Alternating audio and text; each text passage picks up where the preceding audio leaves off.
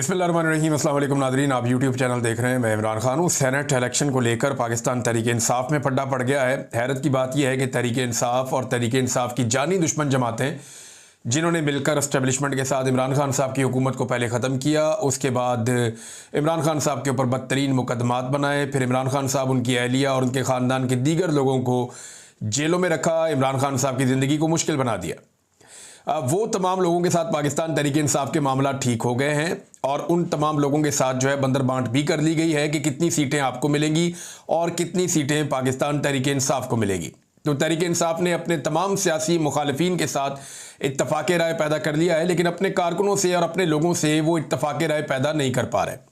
तहरीक इंसाफ की क़यादत चाहती है कि जो एक लिस्ट उनके पास मौजूद है उसके मुताबिक वो सेनेट के टिकट देकर और उन्हें वोट दिलवाकर सेनेटर बनवा ले।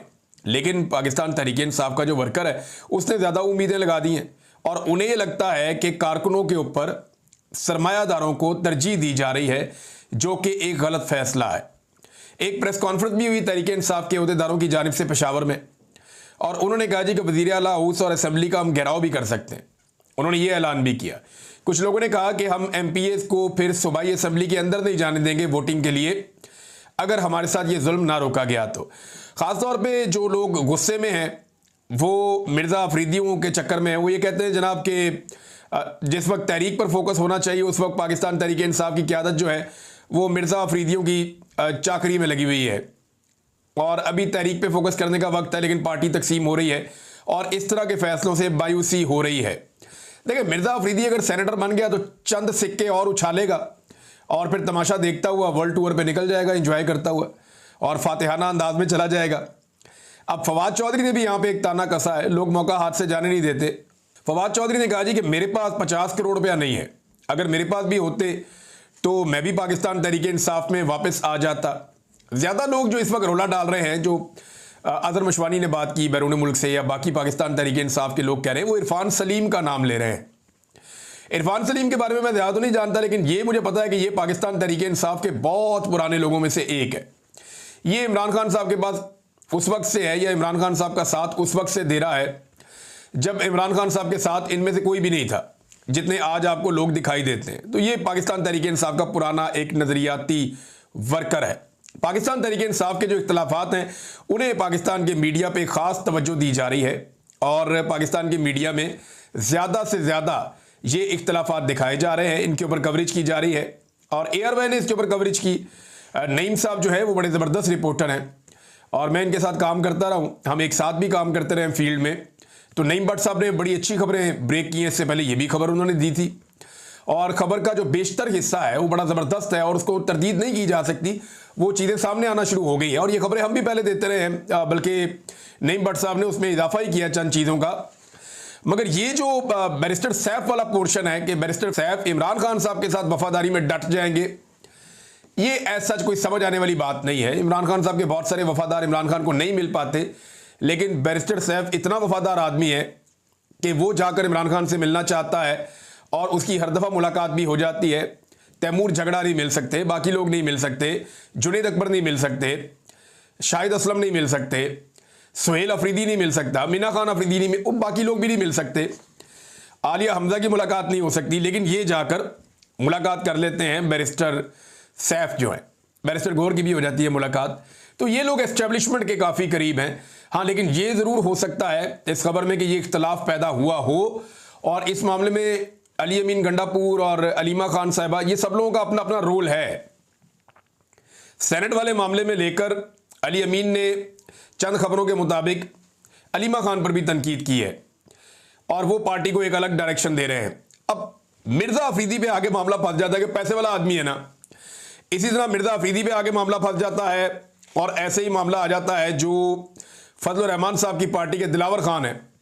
ये फजलुर रहमान साहब की पार्टी दिलावर खान को सेनेटर बनाना चाह रही है। बहुत मालदार आदमी, बहुत पैसे वाला आदमी है, ये सारी जमातों को पैसा खिला सकता है और अगर ये चाहे तो आप वैसे इंडिपेंडेंट उम्मीदवारों को खरीद के भी ये सेनेटर बन सकता है, थोड़ी सी इसको अगर आसरा मिल जाए एस्टेब्लिशमेंट की जानिब से। तो यहाँ पे एक पैसे का खेल खेला जा रहा है खैबर पख्तूनख्वा में और उसमें पाकिस्तान तहरीक इंसाफ के जो नज़रियाती लोग हैं वो नाराज़ हो रहे हैं। ARY की जो खबर है उसका बेशतर हिस्सा ये नईम भट्ट साहब ने भी कहा कि मेरी खबर है, तो इसके बेशतर हिस्से के ऊपर तो बात ही नहीं की। एमी बिलावजह बाइकआउट करने जा रहे हैं। उन्हें कहा पाकिस्तान तहरीक इंसाफ के शेख वकास अकरम साहब को। लेकिन अम्माद यूसुफ साहब ने एक ज्यादती की है। अम्माद यूसुफ साहब ने इमरान खान साहब पे तनकीद करते हुए कहा कि अरशद शरीफ जब पाकिस्तान से बाहर चले गए थे तो इमरान खान साहब ने उनका वीज़ा नहीं लगवाया बरतानिया का, जिसकी वजह से वो कीनिया में शहीद हो गए। और वो चाहते इमरान खान साहब तो वीज़ा लगवा सकते थे अरशद शरीफ का, उन्होंने कहा जी बरतानिया का। अब मेरा सवाल ये है कि क्या अम्माद यूसुफ साहब ये कहना चाह रहे हैं कि अरशद शरीफ साहब इमरान खान साहब से रिक्वेस्ट कर रहे थे कि मेरा बरतानिया का वीज़ा लगवा दें? अरशद शरीफ इंतहाई बागैरत इंसान थे। उनके ज़ाती ताल्लुकात मुराद सईद से ज़रूर थे। आपके ज़ाती ताल्लुकात बाद कोई दोस्त भी आपके होते हैं जिनसे आप दिल की बात भी कर लेते हैं, लेकिन मुझे नहीं लगता कि वो कभी इमरान खान से मदद मांगता, या इमरान खान उनकी मदद करते भी तो वो इमरान खान से मदद लेते। मुझे अच्छी तरह याद है कि मुझे एक दिन इमरान खान साहब ने कहा था कि आपके लिए अब मसाइल पैदा होंगे तो आप यहाँ चले जाएं। एक स्पेसिफिक जगह पे उन्होंने मुझे बताया था। खैबर पख्तूनख्वा के हवाले से उन्होंने एक फैसिलिटी मुझे देने की कोशिश की थी, तो मैंने इनकार कर दिया था और इमरान खान साहब इसकी गवाही देंगे। तो मैंने उन्हें कहा था, मैंने कहा खान साहब खाली लड़ाई आपकी थोड़ी है, ये मुल्क का मामला है, मैं अपनी मर्जी से अपना काम कर रहा हूँ और आप एक पॉलिटिकल पार्टी है, तो मैं यहाँ पे आपसे मदद नहीं ले सकता, लेकिन आपका ये कहने के लिए बहुत शुक्रिया। मैंने उनका शुक्रिया अदा किया। अब जब मेरे जैसा कमज़ोर आदमी ये कर सकता है कि इमरान खान साहब का शुक्रिया अदा कर दे कि मुझे आपकी मदद नहीं चाहिए, तो वो तो अरशद शरीफ था, ये तो अम्माद यूसुफ साहब उनकी तौहीन कर रहे हैं। दूसरी बात यह है कि ARY को अपने पैरों पर खड़ा होना चाहिए था ना, वो अरशद शरीफ को नौकरी से ना निकालता, या वो चैनल्स जिन्होंने मुझे नौकरी से निकाला वो अपने पैरों पे खड़े होते और मुझे नौकरी से ना निकालते। अगर हमें नौकरियों से ना निकाला जाता, हम अपनी नौकरियों के ऊपर काम कर रहे होते, तो हम मुल्क छोड़कर कभी ना जाते। मुझे 2022 में शहीद अरशद शरीफ ने, जब उन्होंने मुल्क नहीं छोड़ा था, पाकिस्तान में थे, तो उन्होंने मुझे एक दिन कहा कि आप पाकिस्तान से इमरान कुछ अरसे के लिए चले जाए, आपके पास तो नौकरी भी नहीं है। तो मैंने उनसे कहा, मैंने कहा जी मैं अभी यहाँ रहना चाहता हूँ अरशद भाई। उन्होंने कहा तुम्हें गिरफ्तार करने का फैसला हो गया है, और उनके पास इंफॉर्मेशन ठीक थी। उसके चंद दिनों बाद मुझे गिरफ्तार भी कर लिया गया। तो अरशद शरीफ साहब को मैंने कहा आप क्यों नहीं चले जाते? बातों बातों में मैंने उनसे भी ऐसे ही कहा, हंसते हंसते। तो उन्होंने कहा मैं यहाँ पे काम कर रहा हूं, मैं ARY के ऊपर अपनी ड्यूटी कर रहा हूं, तो मुझे यहाँ पे रोजाना चैनल में जाना पड़ता है, बैठकर बात करनी पड़ती है, तो मैं यहाँ से जा नहीं सकता। तो जब तक अरशद शरीफ के पास नौकरी थी, उन्होंने मुल्क छोड़ने का कभी फैसला नहीं किया, ना उन्होंने छोड़ना था। ARY ने उन्हें नौकरी से निकाला, फिर उन्हें मुल्क छोड़ना पड़ा। फिर देखिए, अभी अम्माद यूसुफ साहब ये तो बात कर रहे हैं इंतहाई मादरत के साथ, आपने ये तो कह दिया कि इमरान खान का कसूर है जी, उसने वीज़ा क्यों नहीं लेके दिया। हालांकि इमरान खान कोई वीज़ा एजेंट तो नहीं है कि वीज़ा लेकर देंगे। अभी सिर्फ एक बंदे का नाम आया था, बीच में एक बंदे ने शोर मचाया था कि इमरान रियाज के अमेरिका के वीज़े के लिए मैंने कोशिश की है, मैंने वो विड्रॉ ही कर लिया वीज़ा। मैंने कहा मुझे चाहिए ही नहीं, मैं लेता ही नहीं। तो आपको लगता है कि अरशद शरीफ ने वीज़ा लेना था? ऐसे सवाल ही पैदा नहीं होता। आपके साथ काम करता रहा, आपकी रिस्पॉन्सिबिलिटी था। कीनिया किसने भिजवाया अरशद शरीफ को? किसके कहने पर वो कीनिया पहुंचे? किन लोगों के पास वो कीनिया में रहते थे? जिन लोगों के पास रहते थे वो किन के दोस्त थे? इन पे तो आप कभी नहीं बोले। जिन लोगों ने अरशद शरीफ के ऊपर झूठे मुकदमात किए, उन पे तो आप कभी नहीं बोले। जिन लोगों की वजह से अरशद शरीफ ने हरासा होकर पाकिस्तान छोड़ा, उनके ऊपर तो आप कभी नहीं बोले। जिन लोगों ने अरशद शरीफ को दुबई से निकलवाया, उन लोगों के ऊपर तो आप कभी नहीं बोले। जो लोग अरशद शरीफ के आज मुकदमात नहीं चलने दे रहे, होने दे रहे, उनके ऊपर तो आप कभी नहीं बोले। अदालत में अरशद शरीफ को इंसाफ नहीं मिल रहा, उसके ऊपर तो आप कभी नहीं बोले। हमेशा आपका जोर चलता है कमजोर के ऊपर। आपने देखा एक आदमी जेल में बंद है, आज वो बेबस है, कमजोर है, इसको मारो सारे मिलकर। यही आपकी गैरत जागती है ना। निकलकर उनका नाम लें और उनके बारे में बात करें आप, जिनके बारे में अरशद शरीफ की फैमिली कहती है कि इन्होंने जुल्म किया हमारे साथ। मैं और बहुत कुछ कह सकता हूं क्योंकि मैं बहुत कुछ जानता हूं। मैं कहना नहीं चाहता, अपनी अपनी इज्जत अपने हाथ में होती है। लिहाजा झूठा पहलवान बनने से अच्छा है आप खामोश रहें। अगर आपने इस बात पे कंप्रोमाइज किया है ना कि अरशद शरीफ को कत्ल किसने किया, तंग किसने किया, परेशान किसने किया, मुकदमात किसने किए, हर चीज पे कंप्रोमाइज किया ना, तो यहां पे भी आपका बोलना नहीं बनता। और आप एक पॉलिटिकल पार्टी के लीडर को कह रहे हैं जो जेल में बंद है, जिसकी उस वक्त हुकूमत भी नहीं थी, कि ये वीजे क्यों नहीं लेकर दे रहा अरशद शरीफ को। ये आपने शहीद अरशद शरीफ की भी तौहीन की है और आपने सहाफत की भी तौहीन की है। हद होती है वैसे, मुझे तो हैरत हो रही है। नाज़रीन, मारंग बलोच साहिबा के मामले पर आ जाए। पाकिस्तान में जुल्म तो खत्म ही नहीं हो रहा। मारंग बलोच साहिबा को दोबारा 15 रोज़ा रिमांड पर भिजवा दिया जज ने। जब इन्हें अदालत में पेश किया गया तो आज लोग भी गए थे, और मारंग बलोच की मुस्कुराहट पूरी रियासत को बता रही थी कि वो रियासती जबर और ताकत के सामने झुकी नहीं है, वो कमज़ोर नहीं पड़ी। वो मुस्कुरा रही थी, वो हंस रही थी, वो बात कर रही थी अपने लोगों से, उसकी हिम्मत नज़र आ रही थी, उसकी जुर्रत नज़र आ रही थी, उसकी बहादुरी नज़र आ रही थी, उसका अज़म नज़र आ रहा था अपने लोगों के लिए कि वो हार मानने के लिए तैयार नहीं है। वो डट कर खड़ी हुई है अपने लोगों के लिए, जबरी गुमशुदगियों के खिलाफ, बलूचिस्तान के हुकूक के लिए। और बलूचिस्तान के जो हमारे रहने वाले नौजवान हैं, इनमें 40% जो है वो हमारे पश्तून नौजवान है, बाकी बलोच नौजवान है बहुत बड़ी तादाद में। तो उन सबके लिए वो आवाज़ उठा रही है, बलूचिस्तान के अमन के लिए आवाज़ उठा रही है। वहाँ पे जो इस्तेहसाल हो रहा है, उनके जो वसाइल छीने जा रहे हैं, उनकी जो मादनियात पे कब्जे हो रहे हैं, उनके खिलाफ आवाज़ उठा रही है। तो ये जो आवाज़ उठाने वाली खातून है, इसकी हिम्मत को सलाम है, जिस तरीके से ये मजबूती के साथ अदालत में मौजूद थी। मारंग बलोच ने जज को कहा, बात तो सुने। जज साहब बात ही नहीं सुन रहे थे। कहा बात तो सुने, फैसला तो आपने वही देना जो लिखा आ गया आपको, लेकिन बात तो सुने। हमारे अभी तक जज के ऑर्डर के बावजूद वकालतनामे हमें साइन नहीं करने दिए जा रहे। हम वकालतनामे साइन करना चाहते हैं, हमें वकालतनामे साइन नहीं करने दिए जा रहे। ये मारंग बलोच ने जज को बताया। आप अंदाजा करें कितना जुल्म है। 4 महीने हो गए लगभग ये खातून और इनके साथ दीगर 5 लोग अंदर है, जिनमें एक माजूर भी है। व्हील चेयर पर उसको उठा उठा कर लेकर जाते हैं, लेकिन इनके वकालतनामे साइन नहीं होने दिए जा रहे। मारंग बलोच का हंसना, मुस्कुराना, वहां पे लोगों के साथ खुलकर बात करना, जज के सामने ऐसे डट कर खड़े होना, निज़ाम इंसाफ को बेनकाब करना, ये पाकिस्तान की रियासत के लिए एक परेशान कुन सूरत हाल है। इन्हें समझना पड़ेगा कि जबर के साथ ये कंट्रोल नहीं कर पाएंगे। ये नौजवान मुख्तलिफ लोग हैं, ये सोशल मीडिया का दौर है, ये अब आप 2025 में जिंदा है, 18वीं सदी में नहीं है। अब आपकी मनमानी वैसे नहीं चलेगी। ये नौजवान आपसे हार नहीं मानेंगे, ये आपको शिकस्त देंगे, ये आपसे अपने हुकूक छीन लेंगे। इससे पहले कि ये आपको रुसवा करके, जलील करके आपसे अपने हुकूक छीने, आप इन्हें इनके हुकूक लौटा दें, ये ज्यादा बेहतर होगा। बहरहाल इसके ऊपर बड़ा रद्दअमल भी आया।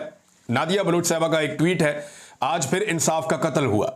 वैसे मैं अगर सोचूं ना कि डरते हैं बंदूकों वाले एक निहत्ती लड़की से, तो आज के दौर में जो मेरे दिमाग में सामने शक्लें आती हैं ना, आज के दौर में, माजी में बहुत सारी ऐसी खवातीन रहीं, उसमें सबसे पहला नाम मैं ले लेता हूं फातिमा जिन्ना रहमतुल्लाह, फातिमा जिन्ना का। फातिमा जिन्ना मादरे मिल्लत हैं, और उन्होंने जिस तरह डिक्टेटर का सामना किया, तो मुझे ऐसा लगता है, मैंने हिस्ट्री पढ़ी उसमें कहानी वहां से शुरू होती है। बेनज़ीर भुट्टो भी थी, नुसरत भुट्टो भी थी, और लोग भी थे। एक दौर में नवाज शरीफ की बीवी ने भी एक डिक्टेटर के खिलाफ जदोजहद की थी, कुलसूम नवाज साहिबा ने। मरियम नवाज साहिबा ने तो जूते ही पॉलिश कर दिए पकड़ के। सारी अपनी जो थोड़ी बहुत उन्होंने शुरू की थी, रेजिलियंस दिखाना शुरू ही की थी, उन्होंने तबाह बर्बाद कर दी पकड़ के, साथ ही बूट पकड़ लिया। बहुत ही स्टेमिना ही नहीं था बिल्कुल इनका। तो आज के दौर में अगर मैं देखता हूं ना, तो मेरे दिमाग में कौन आता है? मारंग बलोच, यास्मीन राशिद, शीरी मजारी की साहबजादी ईमान मजारी। मेरे दिमाग में आता है फौरी तौर पे इवन आसमा जहांगीर साहब अब दुनिया में नहीं है, उनकी बेटी भी ह्यूमन राइट्स के लिए आवाज़ उठाती हैं। लेकिन जो सनम जावेद खान ने कर दिया, जो आलिया हमजा ने कर दिया, जो इवन इमरान खान की बहनों ने, बुशरा बीबी ने जो कर दिया, जो रेजिलियंस दिखाई, तो वो जो एक शेर है ना कि डरते हैं बंदूकों वाले एक निहत्ती लड़की से, इन खवातीन ने साबित किया कि इस तरह के इशार इनके बारे में लिखे जाते हैं। और खवातीन याद रखिएगा, अगर कोई तब्दीली आती है ना मुआशरे में और बड़े पैमाने पर आती है, तो खवातीन का उसमें बड़ा कलीदी रोल होता है। और आज खवातीन इस फस्तायत और इस जबर के सामने डट कर खड़ी हैं, डट कर खड़ी हैं और बड़ी मजबूती के साथ खड़ी हैं। और इन खवातीन की वजह से बहुत सारे मर्द हजरात भी खड़े हैं कि अगर खवातीन खड़ी हो सकती हैं तो हम भी खड़े हो जाएंगे। नाज़रीन, मौलाना फजलुर रहमान साहब ने एक बड़ी अजीबोगरीब हरकत की है और ये उन्हें करनी थी। इसके पीछे उन्हें क्या हासिल होगा ये मैं आपको बता देता हूं, लेकिन पहले आप ये देख लें कि मौजूदा फौजी क़यादत के हवाले से उन्होंने कहा कि उसे इस बात का एहसास हो गया है कि फाटा का इंतजाम गलत था। अब एक सूरत यह हो सकती है कि गिलगित बल्तिस्तान की तरह फाटा का अपना वजीर आला हो जो वफाक के ज़ेरे इंतज़ाम हो। इसके लिए आपको 27वीं तरमीम हर सूरत में लानी पड़ेगी। मौलाना फजलुर रहमान, लेकिन अगर आप फाटा इस वक्त अलग भी करते हैं तो पाकिस्तान तहरीक इंसाफ के ही हैं सारे वहां पे, यानी 80% या इससे ज़्यादा जो नुमाइंदगी है फाटा में इस वक्त MPS की, MNAs की, वो पाकिस्तान तहरीक इंसाफ की है। तो वज़ीर आला तो पाकिस्तान तहरीक इंसाफ का ही आएगा अभी। तो फजलुर रहमान साहब ये करना क्यों चाह रहे हैं? देखिए, अब अगर ये 27वीं आईनी तरमीम पास करवा देते हैं ना फजलुर रहमान साहब हाथ मिला के हुकूमत के साथ, और फाटा को जो है वो वापस कर देते हैं वफाक के अंडर में, तो ये इमरजेंसी लगा के फाटा के अंदर कोई हुकूमत बनने नहीं देंगे। और अगले इलेक्शन में जब हुकूमत बनेगी तो फजलुर रहमान साहब की ये डिमांड होगी कि मैंने ये काम करवाया, मेरा वज़ीर आला वहां पे बनवाओ। तो ये वहां पे अपना कठपुतली वज़ीर आला बनवाएंगे और वहां की मादनियात के ऊपर वफाक का कब्जा हो जाएगा। ये है नादरीन सादा सादा गेम जो अब तक समझ आ रही है। नादरीन, एक और बड़ी खबर है, और वो जो 9 मई के मुकदमा है उस हवाले से है। इसको सबसे अच्छा जो रिपोर्ट कर रहे हैं, मेरी आपसे गुजारिश है, अगर आप 9 मई के केसेस को इस वक्त डिटेल में समझना चाहते हैं तो आप शाकिर अवान साहब के YouTube चैनल पे जाके आप इसको समझ सकते हैं। वो सबसे ज़्यादा तफसील से बता रहे हैं। हम लोग तो इसको सिर्फ छेड़ते हैं, जो अहम चीज़ें हैं वो बताते हैं, लेकिन वो बड़ी तफसील के साथ बता रहे हैं। वहाँ पे आपको बड़ी इंफॉर्मेशन मिलेगी। शाकिर अवान साहब आप नाम लिखेंगे और वहीं पे आपको उनका YouTube चैनल खुल जाएगा, वहाँ जाके आप पढ़ सकते हैं। उन्होंने वो इंकशाफात कर दिए हैं, वो आप सुन सकते हैं जाके, कि आप हैरान हो जाएंगे। अब एक इंकशाफ जो मैं आपके सामने रखने लगा हूँ, इंस्पेक्टर मुनीर साहब जो हैं वो चले गए जी उम्रे पे। तो जज साहब बड़े गर्म थे। जज साहब ने कहा जी बुलाओ उसको, क्यों नहीं आ रहा वो? तो उनको जनाब कॉल की गई, व्हाट्सएप के ऊपर पता चला व्हाट्सएप नहीं चलती, तो अगले दिन ईमो पे कॉल की गई, ईमो पे उनको लाइव ले लिया गया। तो उन्हें कहा गया वकील की जानिब से कि जनाब, जज ने कहा जी करें आप इनसे जरा।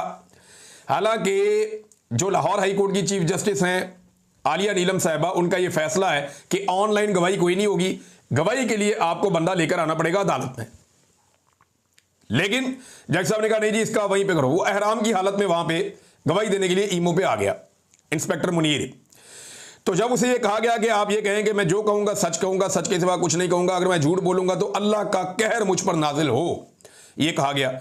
तो उसने आगे से कहा दिया मैं झूठ बोलूं तो अल्लाह मुझसे नाराज हो। भाई अल्लाह को तो आप मना लेंगे, अगर नाराज हो गया तो। आपने कहना था कि अल्लाह का कहर मुझ पर बड़ा कहा वकीलों ने।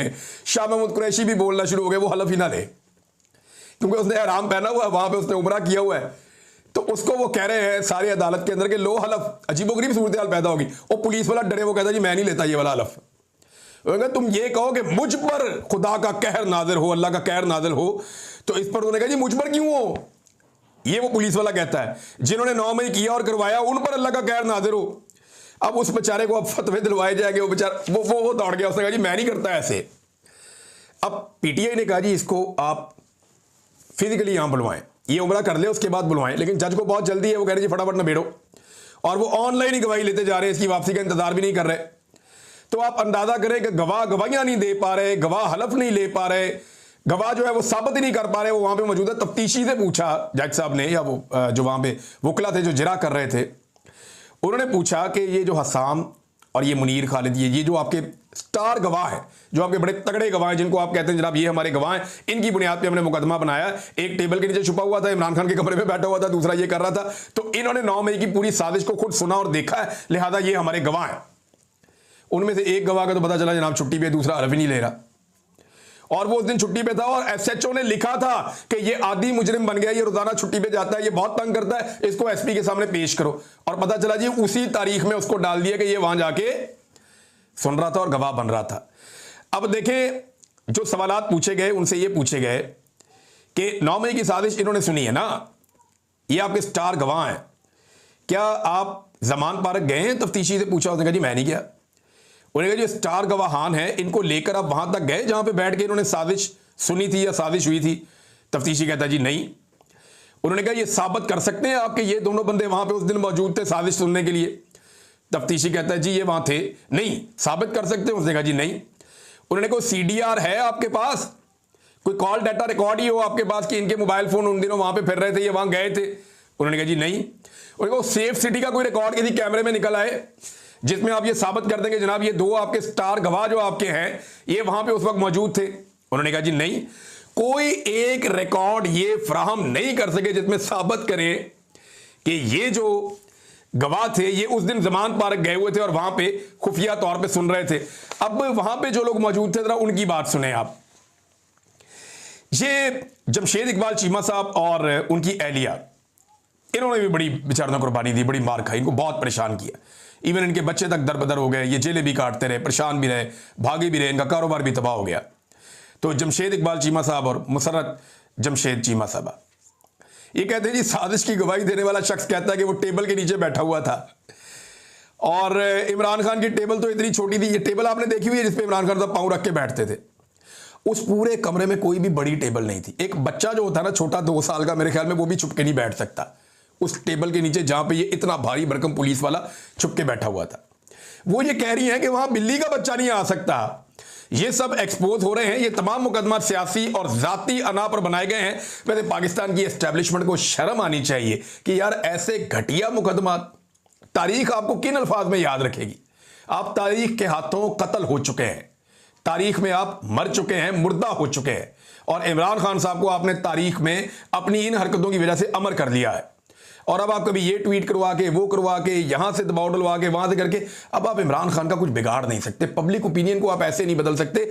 अगर इमरान खान को कोई तबाह करेगा तो इमरान खान के अपने फैसले करेंगे या इमरान खान की अपनी पार्टी करेगी, जो मुझे ऐसा लगता है कुछ लोग कोशिश भी कर रहे हैं। वरना ये ना एस्टेब्लिशमेंट से होना है और ना उनके टाउटों से होना है। अब तक के लिए इतने, अपना ख्याल रखिएगा, अपने चैनल का भी। अल्लाह हाफिज़।